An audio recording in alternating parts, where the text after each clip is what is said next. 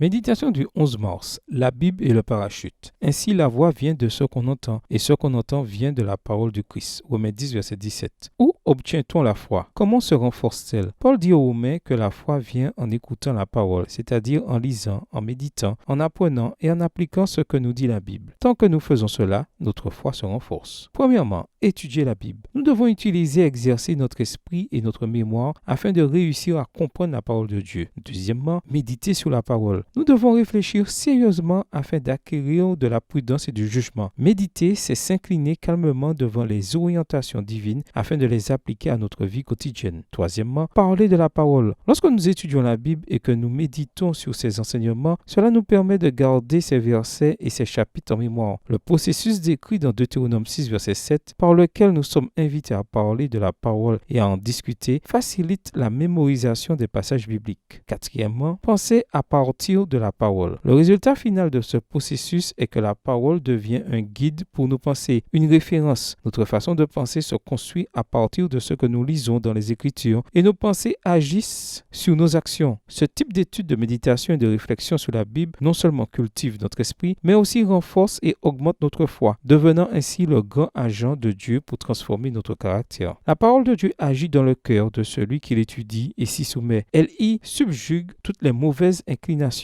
Le Saint-Esprit intervient pour convaincre de péché. La foi naissante opère par l'amour du Christ et transforme corps, âme et esprit à l'image du Seigneur. Dès lors, celui-ci peut nous employer pour faire sa volonté. La puissance qui nous est donnée opère de dedans au dehors et nous pousse à faire part à d'autres de la vérité qui nous a été révélée. Extrait du livre Les Paraboles de Jésus, chapitre Les Quêtes du Royaume, page 78. Roberto est aveugle. Il a lu la Bible en braille et par les supports audio 48 fois. Et nous, combien de fois l'avons-nous lu? Pouvons-nous prendre ou reprendre de meilleures habitudes d'étude et de méditation? Lisons-nous? Assimilons-nous? Intégrons-nous de cette façon le message de Dieu à notre vie? Est-ce dans la parole que nous cherchons la force de notre foi? La Bible est comme un parachute. Si nous ne l'ouvrons pas, elle est inutile. Ouvrez, écoutez, méditez, appliquez et partagez. Soyez ravivés par sa parole, car la foi vient et se renforce lorsqu'on écoute et que l'on suit la parole. Bonne journée à vous et que le Seigneur vous bénisse.